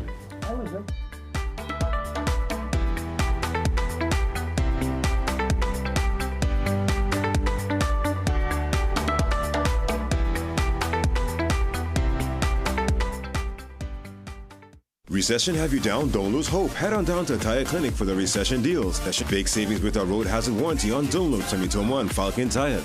Available at Tire Clinic, Cuba, Chagonas, and Pleasance Park. Tire Clinic, a tire for every need. Call 636-8973 or 636-2958. Things don't always go as expected. Be ready with Trinry for auto, home, business and group life. Call us at 800 Trin or visit trinry.com today. Huge insurance premium. Pay your premiums bit by bit with FlexiPay from Trinry. For more manageable auto, home and commercial insurance payments, call us at 800 Trin or visit trinry.com today. Trinry, premier insurance coverage for less. Live Caribbean Premier League, only on CNC3. The biggest party in sport is coming to CNC3. We've secured the broadcast rights to the Caribbean Premier League, bringing you every TKR match live. To make room for the action, CNC3 News will air earlier on selected match days. Watch for our daily reminders on air and follow CNC3 on social media for the latest broadcast times, so you don't miss the stories that matter. Stay with us for every run, every wicket, every unforgettable CPL moment, only on CNC3. Follow CNC3 on social media for the full broadcast schedule. CNC3, your news, your cricket. Attention all listeners, are you ready for the ultimate news experience? Introducing the Trinidad and Tobago Guardian, the nation's first and most subscribed newspaper. We deliver where others can't. With the widest delivery network in TNT, you can have the Guardian delivered right to your doorstep or office every single day. Take advantage of our special annual subscription offer so you can stay on top of the leading stories even when you're on the go. Sign up today. Time is running out. Inquire about our 3-month and 6-month packages as well. For me, people matter most. It's the same if you hail from Moruga, where I'm from, Mount Irvin, Scarborough, or Port of Spain. As a journalist, I'm focused on building that connection between Trinidad, the region, and the world. Most importantly, I want always to use my voice as a powerful weapon to break down barriers wherever they exist. This is why we are where you are.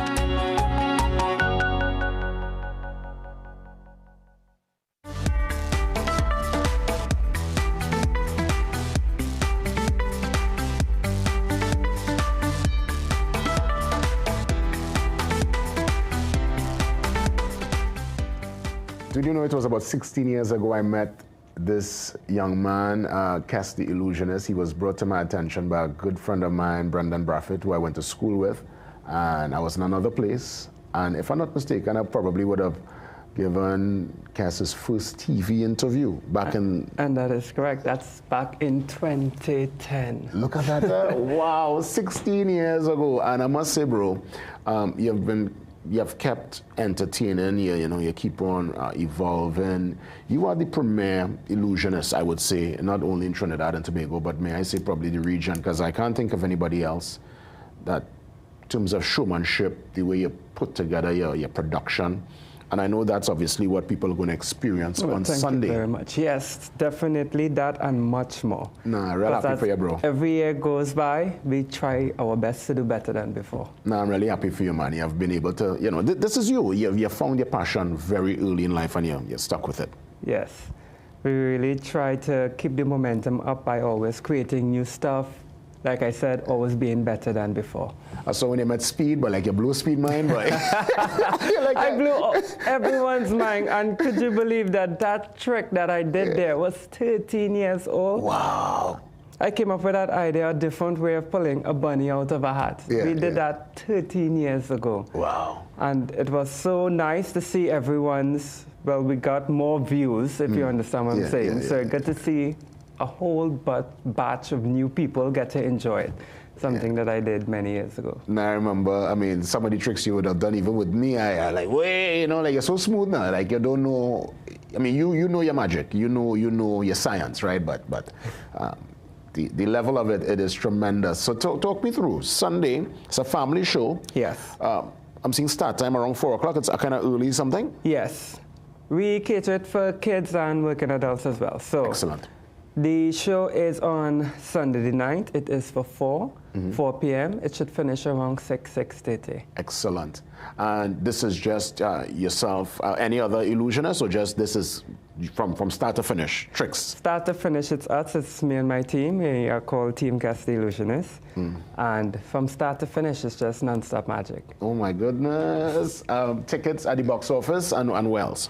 We have tickets available also at Rebel Yell, which is in West Mall, and the Gulf City Mall branch. Excellent. And what's the cost factor? Right. Tickets are, the general admission is $150, and we have the special reserve seating, which is $200. But letting you guys know that the special reserve is almost finished. I doubt they'll be by tomorrow. Yeah, so, come and cop them early.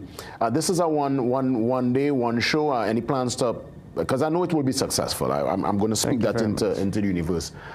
Any plans to probably bring people just want a last lap, a second something, or is it just going to put all the energy into this?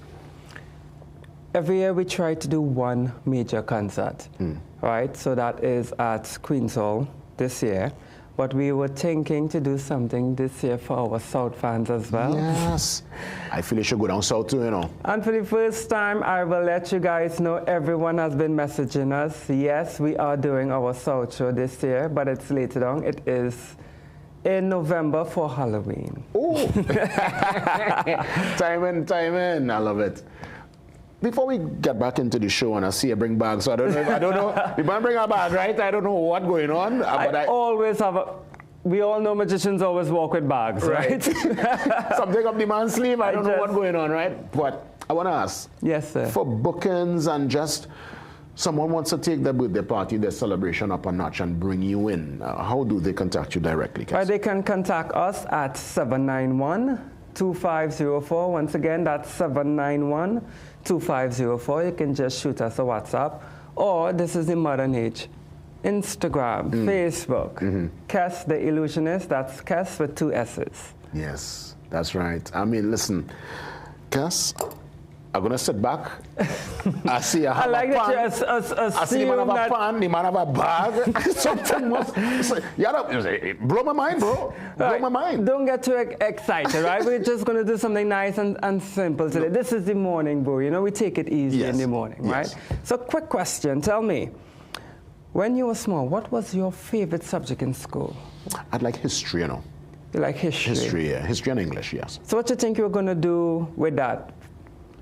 Just, I don't know. It was more just information, you hear anybody pass, you're all excited, you want to know, yeah, that was just me. I like sports too. PE. Oh, sports. I look forward to PE, yeah. Nice. I loved, obviously, I'm into arts, right? I always loved art and craft. I always told myself, When I grew up, I wanted to be an art and craft teacher. Okay. But the thing is, I can't draw to save my life, right? Me too, same. But I came really good sometimes at making things with paper. So tell me, sir, what is this? Well, that's just a basic tissue, a napkin, actually. Pretty much, right? All right, so I'm just going to try to do something little simple here. Now, usually one would make a paper plane, right? Yeah. Well, let's just step it up a little notch. I'm not sure. I'm a bit rusty. It's been many years, but this is the best I could do for now. Ta-da! Basic, very basic. You see it? Right, that's a plane, bro? No, it's not a plane. I tried something different, right? But as you can see, as a art teacher, I wouldn't make it that much far. But let's move nice and slow so the cameras could follow along. First of all, any kids watching, rule number 1, do not try these things at home. Very good. As a art teacher, I will not make it very far. But as you can see for yourself, as a magician,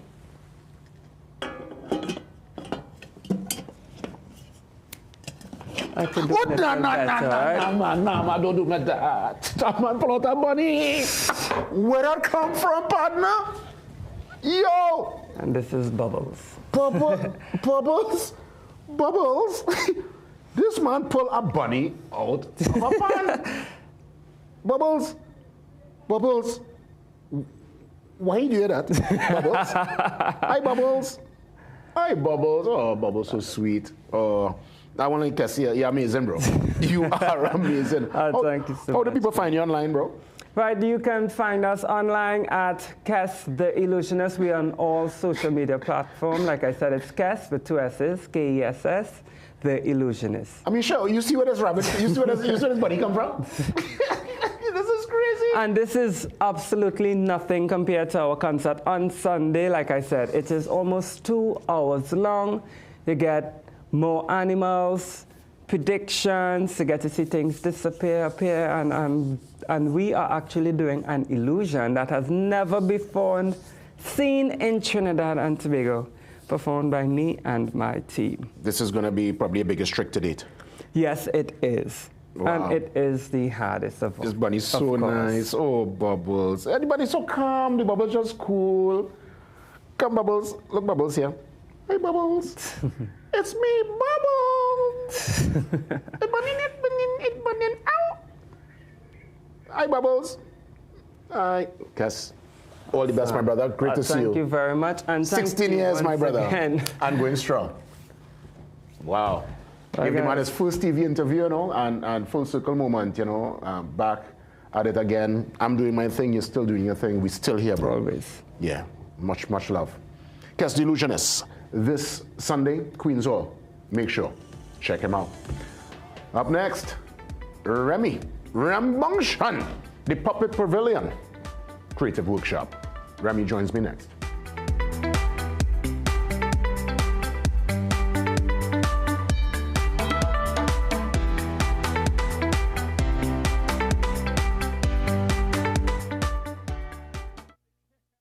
Magical Expressions Limited is the largest local importer and distributor of fresh cut stems, offering the widest range of beautiful flowers at the most affordable prices. Call us today at 701-6488 or visit our website to order. Welcome to Holiday Inn Express and Suites. Do enjoy your stay, sir. You want some coffee? Can I have a bit? Perfect then. That's exactly what we need. Hi, the pool is this way. Whatever you're here for, we're here for you. Stay smart at the Holiday Inn Express and Suites.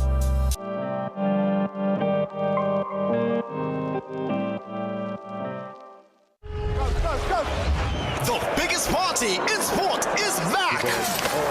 Catch every TKR match live and exclusively on CNC3, August 7th through September 20th. You don't want to miss the action. The Republic Bank CPL 2026, only on CNC3. Passion, energy, and cricket live here. Brought to you by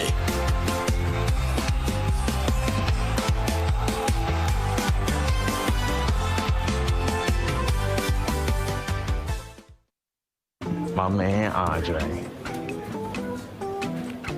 Good night, Anthony.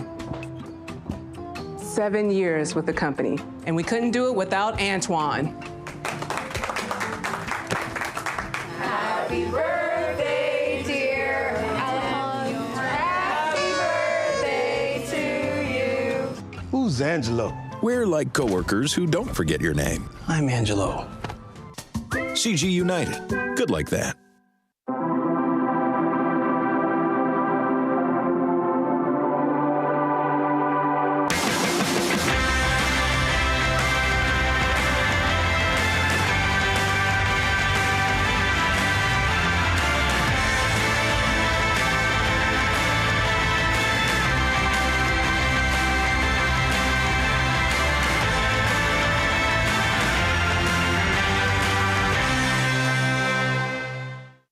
We must reopen the South Sea operation.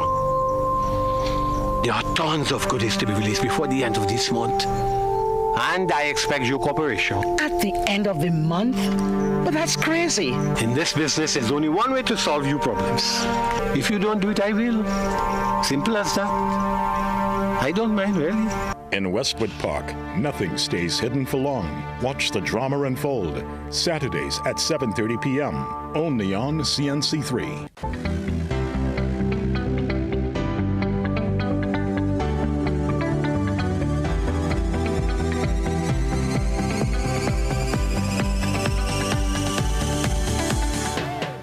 You know, lots of full circle moments. When Remy, I saw his name on the rundown last evening going through the notes, I said, boy, I asked my partner in a long time. And I'm so happy because not only is Remy here just touching base, but he's bringing something that is tremendous to everyone, really. And I know the kids will enjoy this one, the Puppet Pavilion Creative Workshop, happening from the 10th to the 15th at the shops of Maraval. Yeah. Remy Rembongshan Yewood, my brother. Good to see you, bro. Always, always, always. Yes, man. I mean, you've made these puppets into such iconic characters, man. We give thanks, man. You know, I mean, we were talking off air the fact that you know, these full circle moments happen. Yeah. I mean, puppets was one of the first things I start off with. Yeah. People knew me for animation and really live action production and stuff, but these guys, you know. Yes, indeed. It has come to my attention here at the Puppet Pavilion that we will be doing this collaboration. JW, how are you? I real good. What's your name again, partner? Long time. Midnight. Good to see you again, brother. Respect. Yes. It's great to be here on the morning brew, you know what I mean? So, Remy, how much puppets you have, man? Like, how much you know? We at somewhere around 50 now, you know. Wow. And do you make them? I make them by myself, yeah. All of these have been crafted by me. Wow. So, I'm taking the opportunity now to pass it on. You know, we're reaching that stage where you want to have legacy and also just passing forward the information and the knowledge. So with the pavilion, that's kind of what we do in this rounds, right? So it's kids 10 to 15. We're going to be at Elevated Art Hub in Shops of Maraval, and it's 9 to 2 every day. And we're going to be basically teaching them all aspects of this puppet craft, right? From the construction of the characters straight down to performance and, you know, keeping the characters alive on screen and just the history of the whole thing, so to speak, you know? You know what I love? What I love is that, you know, you've been able to actually pinpoint some of the benefits. You have mentioned everything from critical thinking to fine motor skills to correct. To communication, storytelling, collaboration. You see, we all have voices in our heads. That's what, to me, is being a child, you know.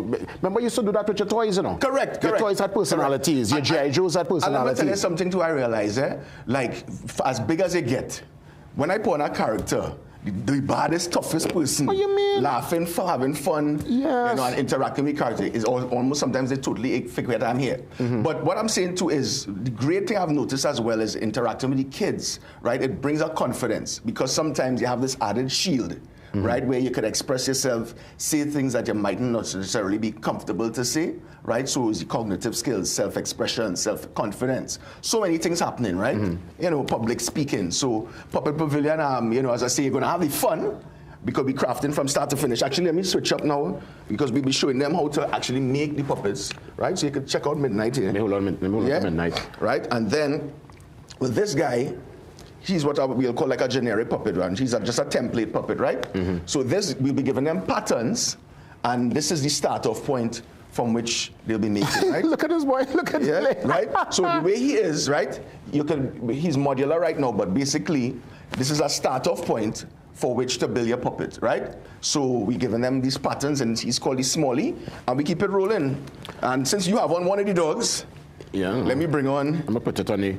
I think it's feeling more comfortable on my left. Yeah. On the left. On the left, yeah, because I design right now. So you can move the hand now with the right. Right. Perfect. And I know you're a man with talent too, you know. You see how he falling very naturally. So right, how you going? I am Anarchy, and we are here representing the Puppet Pavilion. What What's he saying? The man voice get high. What going on? I good, you know. Spirit snatchers going on here. Because suddenly Midnight not song like Midnight. Who is this imposter? I don't know. I just. Yeah, man. Something in your throat. I went to steam last night. Look, thing. The Potong Association inside representing for the Puppet Pavilion. That is it. Man. So, I mean, you piqued an interest of many looking on. How does one, obviously, we know the date, we know the time. How do we get involved, and what's the cost factor? Right, so certainly, well, we have a special right now online where you could get 2 for 1. So, you know, sometimes I doesn't really want to talk the price on air, but the thing is that we have some sponsored spots right now. Okay. So we have this little deal where you can do puppetpavilion@gmail.com or go on to our social media platform where we are giving away spots to this. So if you know you have a child that is very interested in this craft, because it's from the start to the finish, from the design concept, creating your pattern, to sewing, and then putting together your characters, because we're giving them the opportunity to create the characters. So they go with the puppet after? They go with the puppet after. So after you craft it, so like as I say, this is the starting point. But from here, you could turn this into a dog by putting on ears and a nose, or a cat or a frog. By the eyes you change up with. And then, you know, you put on accessories, a hat. Right, so the whole process. So Puppet Pavilion is at Puppet Pavilion on Instagram and social media platforms, and we're gonna be carrying on this thing further, because we have the pavilion, and from here we're gonna do some public outreach, and then we're also looking to do programs, right? So where we're gonna be doing on, how you put it, apart from the social media presence, we're planning to have a show as well. But this first installment is about learning the craft, learning to perform, and then you could also become part of the team going forward. Yeah. And as you mentioned team, I'm seeing as well part of your team. So of course, yeah, hey, let's just make sure we shout out the entire team, because I mean, you know, there's plenty of people collaborate to make this a possibility. Shouts to DJ Aswad of Now My Selector, one of the guys who actually helped me bring the concept to life, because you know, you have things dancing in your head and you need that encouragement. But hey, all them time you're doing them thing, how come you never do it? And so that was one of the impetus for us to start it. Let me shout Acadian Media, who's doing a lot of the sponsorship procurement. We have Marissa Williams of To Be Caribbean. So the whole team inside, and that is who we have assembled to the Pavilion. And of course, thank all my sponsors, all my other collaborators, and I'm looking forward really to the students coming and enjoying themselves thoroughly. So yeah, Puppet Pavilion. So I catch back my voice there now? You catch it back? Yeah. Good stuff. Because I was saying, who is this fraud? Because something was up somewhere. Nah, what a steam last night, boy. Yeah, I did not reach back at 5 o'clock this morning. Well, you see, steam is more my vibes, though. You know, I surprised you went to steam. You know, you have this political kind of personality you like to portray. No, boy. So we catch you then. I just steam, you know. Don't get tired up with me, you know. You don't know about me, you know. Well, all right. Well, now I know. You just learn something about your people every day. Yeah. This is fun. Yeah, man. It's fun. Yeah. Remy, is a vibe. Definitely. And I mean, you have a whole box of... Yeah. We have a range of characters. There's a version of myself. I mean, I can bring everybody on set. But of the 50 characters, we have the 4 main members of the association. We have my character, and etc., etc. And on screen, will you see there, the Puppet Pavilion. That's you, that you Mini Blue? Yeah, that mini van, right? Right, so as I say, so you check us out online. We have the portal where you'll see where you can still sign up. We have a few spots, but as I say, we have 4 free spots that have been sponsored by some organizations, and we're really grateful to them because, you know, less fortunate kids that might want to do it, or people just in a position right now that they see it and they want to participate, we have made accommodation for that too. Well, so, come true. Well, we're going to wrap things up at the ballhead man to sit down right now. The ballhead man to take a little space there. See you tomorrow. Well, yeah. Don't know. Well, all right. The Puppet Pavilion at Shop Samarval, Elevated Arts Hub. Right. Dog, let me ride out my dog. Well, all right. Easy. Manners. Out is out. Yeah, yeah. We